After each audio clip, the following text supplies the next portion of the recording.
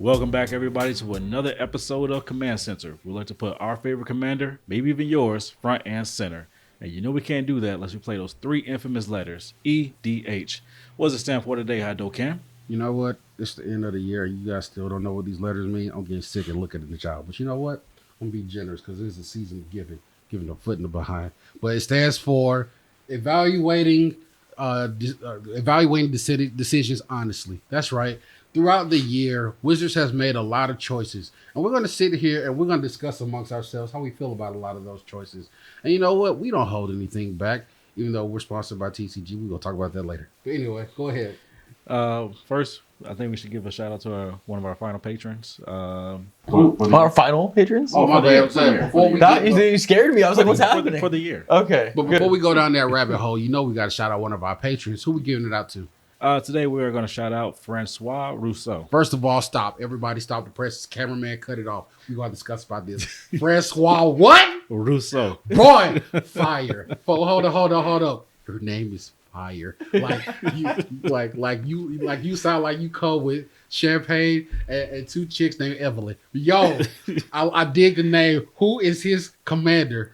It's actually... You don't need one. You don't even need one. You are the commander, Francois. My name is Francois. You are the commander. Exactly. You stand there just bold. You know, something on the table, just say, I'm here. Anyway, what? It's almost like Ramirez Del Pietro. That's the level I'm feeling right now. God, no, my name is Francois Rousseau. And I come here to, you have decided my family, and I come here to, God, I forgot the whole thing. Never mind. Anyway. All right, Inspector Rousseau.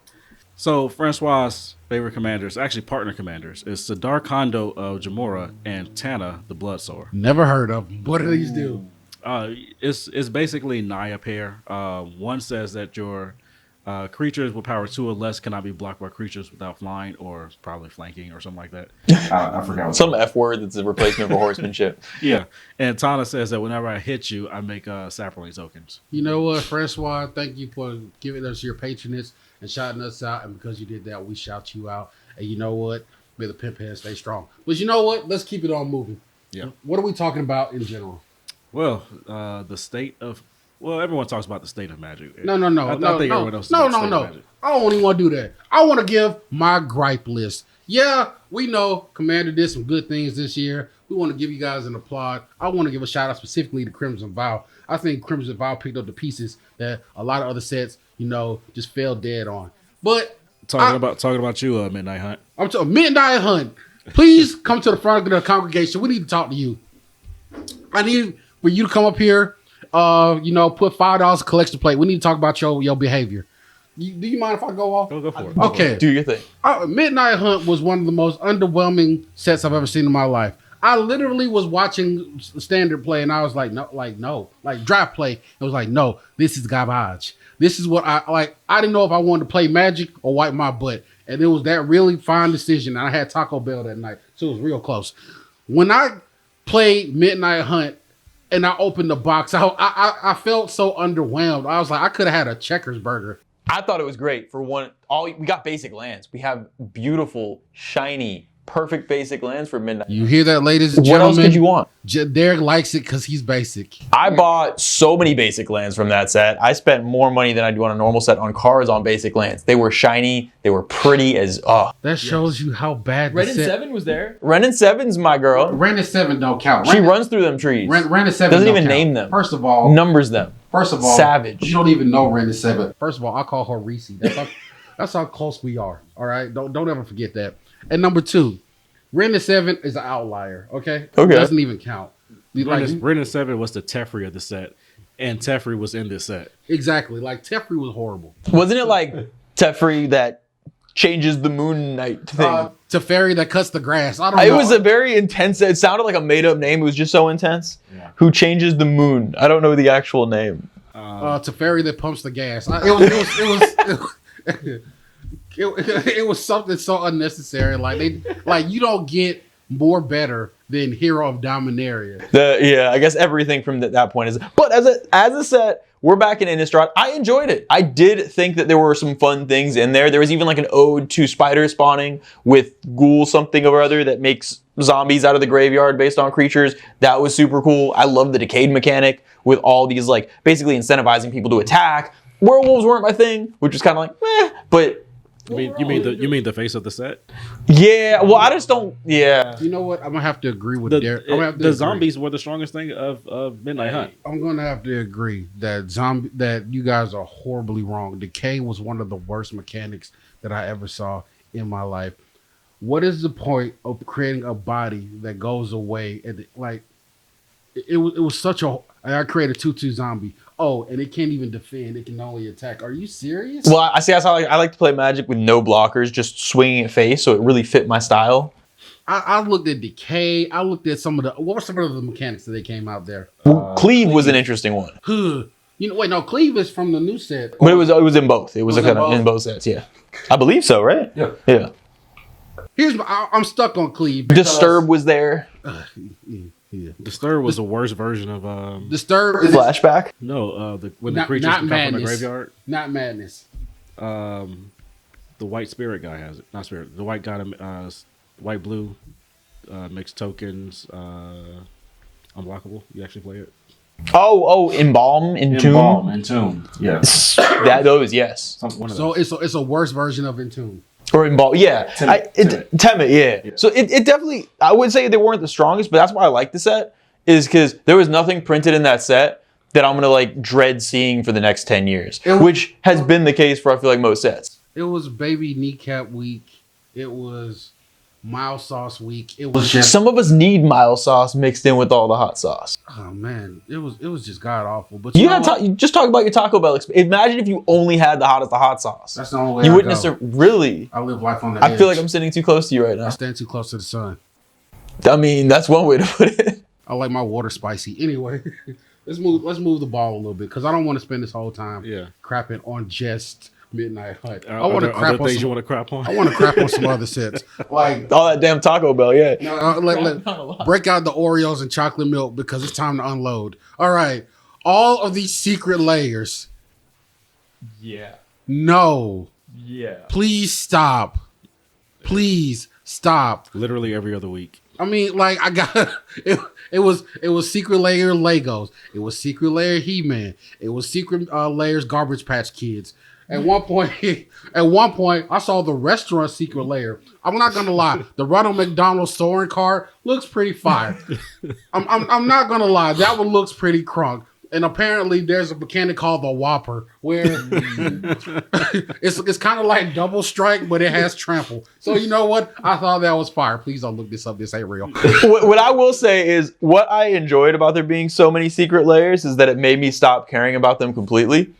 Because before, when it felt like they were like, Secret Layers first started, it was like, oh, this was kind of exciting. And I almost felt that like FOMO thing where it's like, oh, I got to get this. Maybe I won't, like even the original ones. But at this point, I just stopped paying attention. Like I have no feeling about Secret Layers. Like I might get the new coin flip Secret Layer Commander deck that's based off of one of Gavin's decks. Looks cool as hell. Yeah. I'm probably going to pick that up because it's a full deck. But like the other ones, I just completely stopped caring about because it's just like there's so many. If I'm one of those people, if I can't keep up with everything, I kind of just check out.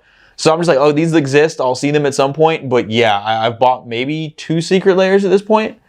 And I don't really plan on getting many more unless something like crazy, which I feel like is a good thing, is a happy spot. Because like, okay, cool, you can get cool stuff you want, but you don't feel obligated to get more. So I think they did, I don't think that was their idea. I think their idea was to get people to buy all of them, but accidentally it worked out for me. Because I'm like, oh cool, once a year I'll pick up a Secret Layer out of the 70 they release. Now I want to push the ball just a little bit, and I want to talk about Forgotten Realms. I thought Forgotten Realms was a sleeper of a set because I actually like that set. Dungeons and Dragons. Dungeons and Dragons. Yeah. Wait. Let me push back a little bit. The party mechanic was doo doo. I mean, No. Party mechanic wasn't even in this one, was it? Yeah, the party mechanic was in That was Forgotten Realms. Oh, Forgotten Realms. Yeah. Yeah. The party mechanic was in Zendikar, but it didn't show up in the Dungeons and Dragons set. No, the party mechanic. I put it like this. Wait, it was in Zendikar. Yeah. Was that also this year? That was last year. I feel like this is a riddle. When anybody mentions the party mechanic, I think of it like the Arby's of fast food. I don't even want to touch it. But no, Party definitely wasn't in Dungeons and Dragons. It wasn't It was? Dungeons and Dragons. Are you sure? I feel like it wasn't. I don't think it was. It definitely was Zendikar. Okay, the party mechanic in Zendikar is the Arby's of mechanics because once you see it, you don't want to touch it. Hey, I can admit when I'm wrong. I'll take a knee. I don't care. So, with this, what other sets would we like to talk? Oh, Kaldheim Kaldheim was baller. Hold up. Let me speak on this. Let me get my crate and step on it. It's soapbox time. Kaldheim was the Parmesan on top of the spaghetti. It was a masterful set. Not only were the gods bangers, they were bangers. Okay, Yeah. Do you know what a banger is? I know what a banger I'm is. just telling like this. If it's not a banger, I don't listen to it. Kaldheim was a banger. The gods, the mechanics, the runes. Well, you hated the runes. Well, no. No. I'm sorry, the runes. The runes. runes. I'm sorry. The runes. I'm sorry. The lands. We got frost dual lands. Oh my god! It's like I don't know who created this set, but y'all need to hail him as the new champion of Magic. Right now, his paycheck needs to be bumped, and they should be sending hordes, and I mean hordes of technology and favors to keep him with the company. Because Kaldheim was a masterful set. Vikings. Yeah. Hold on, let me speak about Kaya. I call her K Money because I know her like that. The card was fly. Oh, you know what else was fly? Boast. Boast was fly. You know what else was fly? The World Tree. The non-legendary The World Tree. That I put in all my green decks accidentally because I forgot that deck can't go in the green deck only. I learned. The first time I saw that, I didn't know how to express my sadness for your joy. Because You know, sadness does go on the stack and it resolves instantly. But yeah, I did not realize. I didn't realize you couldn't put the World Tree in every deck. No. Does that make me a heathen? Yes, it does. yes. Do I care? I mean, some people wear their some people wear their underwear inside out. You know, who am I to tell people not to drink? Anyway, go ahead. Yeah. Essica, I think she's baller. I think she probably does what Essica's chariot. what you think the World Tree is supposed to do. But yeah, Kaldheim was awesome. I'm done talking about Kaldheim. I want to go to Strixhaven. I was about to say, I don't think I bought a single card from Kaldheim, but not because it wasn't a cool set. I just Corridor. That's my. I'm sorry. yeah, No, Cardor. Cardor, not Corridor. Holdor. Cardor. Carter 5. Carter 6. The card. this is the shout out to Joey for having the wonderful little Mr. Cardor Yeah. Infinitoken. May I speak on Strixhaven? Go for it. This is the Hogwarts school I never wanted to go to. Oh my god, this was borderline trash. I mean, you know what? Sorry, go back Kaldheim, World Serpent. Anyway, going back to Strixhaven. Wow, you talking about underpowered. First of all, most of those classes sucked. Unless you was a Prismari. But outside of that, it was trash. Yeah, it was just trash. Yeah, you didn't like most of the. He didn't like most of the dragons. No, the dragons sucked. Yeah, the precons were really cool though. I actually really enjoyed playing. I didn't buy any of those precons, but I played against them quite a bit. I really enjoyed playing against the precons from There was a lot of Strixhaven. words on those cards. Yeah, and that's the part that They ticked me really off. went the school theme, yeah, because every card was a textbook. There was a book on every card. Not only that, there was a lesson on that you had to read to learn, and then you read those, and they weren't doing nothing. And then you get to the Elder Dragons, and they weren't doing nothing. Oh, I can untap your lands. Yeah, but you cost 20 to cast. I don't care. I don't. I really don't. I enjoyed Strixhaven in the sense that I enjoyed like Ixalan when it came out, where it felt like I was just being like punched in the face repeatedly for 2 years with the power level of cards, and just like repeatedly punched in the face over and over. And every time I think it was over, someone came from a different direction and just smacked me again. And Strixhaven was just like a nice 30 seconds of like I got to catch my breath. See, but no, I gotta speak against that right quick because Yeah. you wrong again. See, like with the other sets, it was like a Gallic gun to the face. It was like a unibeam to the face. It was like Hulk going World Breaker. And then you get to Strixhaven, and just tickling your chin. yeah, Strixhaven is like a water gun to the side. I'm like, what is this? What am I doing here? Let's be honest with ourselves. Let's be 100% real. How many Strixhaven cards did you put in your commander deck? Let's be real. Let's hear this lie. Let's hear this lie. First of all, I have a whole commander from Strixhaven. That's true. That I played the backside of. You don't even play it for this original. He plays the sorcery. He plays a sorcery as his commander. That's how bad it is. That makes Strixhaven actually, that gives a lot of, that's my favorite deck to play against. I effing love that deck. Yeah. I don't know if we're cussing or not. I love that deck. Question. That is I think it is my favorite deck to play against. It speeds games up. It has a lot of cool interactions. Yeah, awesome card. Let's moonwalk back a little second. How many cards from Midnight Hunt is in your commander deck? We can go set by set. We started with Kaldheim. Okay. Did we put a lot of Kaldheim in our decks? I did. Yes. Yes. All the frozen lands, yes. What are the cards that go to that you cast from exile? The Foretell. Yes. Yes. Yeah. So how many can you foretell? Foretell everybody, even the mayor.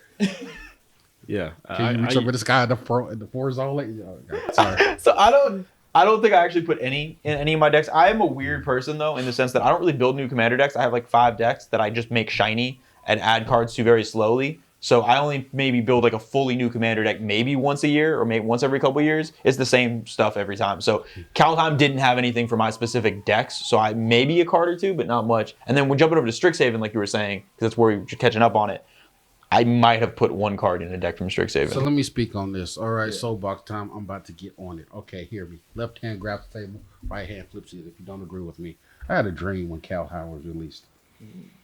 Something came to me, and it was like, David. And I was like, that's not my name. And they was like, oh, snap. I came to the wrong. I was like, yeah, you did. You need to get up out of here. But there's another vision came to me. It was like, kid. I was like, yeah, what up? He was like, there's a set called Kaldheim. It is going to wreck your decks. And when it came out, so it was. And I proceeded to build. And that is how I built my decks. I saw a vision of the amount of chaos I could wreck on this world. And so it was. And so it was. Shouts out to the World Snake. What are we talking about? The World Snake? Yeah, the World Snake. Who's the World Snake? That's the big serpent. Oh, you talking about the Simic serpent mother effer? What's his name? The World Snake. I call it the World Snake. That's what it represents. That's what you call it. Okay, I didn't. That's what his proper name is. My bad, yo. World Snake. Anyway, shout out to you. Coma. That's what it is. Yeah, with the little coil things. Put some respect on it. It's like, yeah, poops out snakes. Anyway, what else you got over there? That's pretty much it for me. Wait, what about them commander sets that's been coming out? It's so many of them. You can barely keep up with all of the commander sets. I do want to say that I just said it. My favorite deck of this entire year, probably my favorite card to play. That's Prosper Tomebound. That's from the Forgotten Realms. So we could jump over to Forgotten Realms if you want to kind of talk about cards we've added and with the commander decks as well. I think that Prosper is the most built deck right now. If we're talking about Forgotten Realms, I gotta give out one of my favorite cards, Tasha's Vicious Hideous Laughter. I love that card. Is this the mill 20? Yes. 20's CMC? Yes, it is. Mana value, whatever. Yeah, whatever. Yes, it is. Like I said, you got the new Boring Clicks that came out. You got Alron's Epiphany that came out. You got the Gold Span Dragon that came out. You got Gnawbone. Sorry, I'm jumping back to another set, but I'm talking about the good that came out. The great, the things that makes decks sing. Yeah. Most of that stuff that you mentioned was in Forgotten Realms. Most of that stuff was in Kaldheim, sir. I'm sorry. Respect. I'm sorry. Those all kind of blend together. I will say, I think of those 3, Kaldheim, I think flavor-wise and card-wise was my favorite of those 3 like main sets earlier in the year. I really like Forgotten Realms for kind of what it was. I didn't get many cards from it. I'm not a huge D&D player, but I'm sure like for D&D players. Derek would no longer be appearing on this show after that comment. But what were you saying? Yeah, so I didn't get much of the set, but it looked fun. I appreciated it from the outside. This was a good year for me because during those 3 sets, clearly I didn't really buy much from it. I was just buying shiny shit for my other decks, like Geist of Saint Traft, got some masterpieces, Titania, tons of shiny lands. What are you talking about? Forgotten Realms? That's what I got instead of what was in these sets. Oh, well. I rewound 2 years ago. To go back to the Forgotten Realms, I would like to go back and take a doo-doo on dungeons, but outside of that... Oh, the venture. You don't like to venture into a dungeon? Venture into a... It's exciting. It's like Ken hates games within games. Like the day and the night and the dungeons, and you got another zone outside the exile, and then we're playing werewolf. I got to figure out if Derek is a werewolf or not, or if he's a villager. And then and there's the coin, heads and tails, and who killed Mr. Peanut Butter with the ratchet. Like, I'm not playing these games. I just want to turn sideways. If you don't howl when it turns to day and night, you lose 5 life too. Yeah, sure, why not? Take 5 damage. It's part of the mechanics. This stuff, really. I'm not even kidding. Whatever, man. Let's get back to wrap up Innistrad real quick. Just to talk about, we talked about our feelings, but what do we feel about cards putting into our decks from Innistrad? Because this kind of wraps up the standard legal sets for the year. Did we get? I actually got a decent amount of Innistrad cards. Yeah, Innistrad. I did too. Yeah, Innistrad. Yeah, Crimson Vow. Yeah, Crimson Vow. I found a lot, especially my vampire deck is now on point. My zombie deck is now on point. Yeah. Like, I got a lot of commander fixings from that. You might as well call that Battle Bonds 3. This is why I've always been Team Edward. Like, forget Team Werewolf, whatever his name is. Like the vampire set just crapped all over the werewolf Who was set. Edward? Batman. So I just knew that the vampire set would bring it, because the strongest things I feel like that come out of Innistrad are vampires and zombies.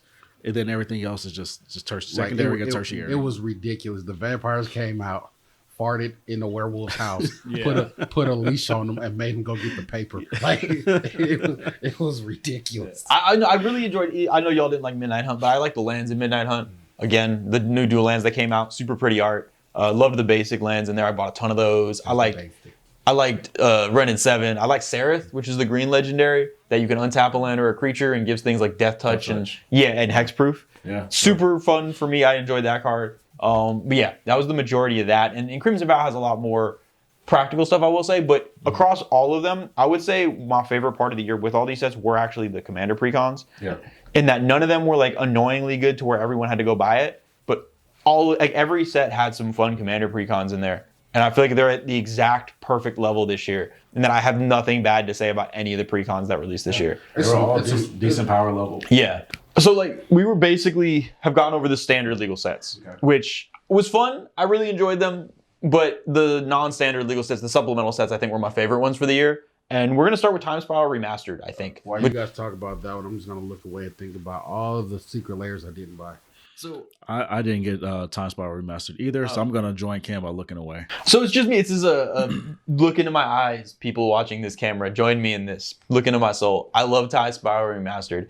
I love the concept because it opens this up for future things. Like they can do an Innistrad remastered or one of the old con sets that used to be super fun remastered or whatever expensive old sets there are and reprint them. But more importantly, we got so many old border foils. So many just really fancy looking expensive old border foils that are beautiful. I picked up a Feldon because I have a Feldon deck, so I got this old border foil Feldon, and it's like these really expensive shiny versions of cards, which is really what I look for. So I was really excited about that, and I did like the concept. A bunch of stuff got reprinted that had gotten up there in price, but I like the door it opens, because if we get an OG Innistrad remastered, I'm just gonna get into drafting for the first time ever. Price gouging. Ooh, sorry. Ooh. No, but they sold it for wasn't it close to normal packs price? Ooh.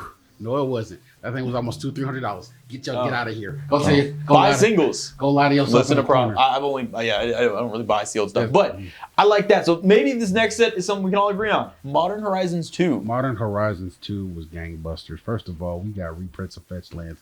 Now I know Sid gonna sit over there with his face and his butt talking about, I don't understand why you like Fetch Lands. This is the Fetch Lands, Mr. UPS man. We do not care that you do not like Fetch Lands because we come here for the lands. Our lands is what makes the deck. Lands will make her dance. I'm telling you, lands will make her dance. You don't like Fetch Lands, sir? I just don't care about lands. Who cares about lands when you can do nothing that you want? I choose to play nothing but creatures because your lands mean nothing to me. Yeah, like a Batman villain when it comes to lands. Good lord. But no, Modern Horizons 2 had so much good shit. Because if you look at it too, I mentioned those old border foils from before. Of course. Modern Horizons 2 had a bunch of them, but way cheaper. So much cheaper to get those old border foils. Modern Horizon 2 gave us a, what's that blue card that whenever you cast a spell, you draw a card? Rhystic Study. They gave us a white version. Oh, yeah. The Soldier Man. For one. Yeah, Esper Sentinel. Esper Sentinel for one. So good. Gangbusters. I love Modern Horizon because all it is Battle Bonds 4. We got green Urborg, which I loved, the in Yavimaya, which is a staple now in my Titania deck. All lands are forests now. Shut your mouth and your butt in that order. I don't want to hear sounds or smells. But yeah, it was just a home run from start. All the new cards were amazing. I thought so. I had so much fun with them. Getting the old border foil reprints brought down the price of some of the old Modern Horizons cards. Made it more reasonable, and I was shocked by how cheap some of them were because I just start picking stuff up, and like some of those are cheaper than the cards were before. Yeah, it got me fancy stuff. It was great. True story. Soapbox time. Sorry, third time getting on. I apologize. Look here. When I saw these reprints, and I saw these things, I had to go find my nearest church, get a confessional, and tell whoever was on the other side, look here, I apologize because I feel real dirty.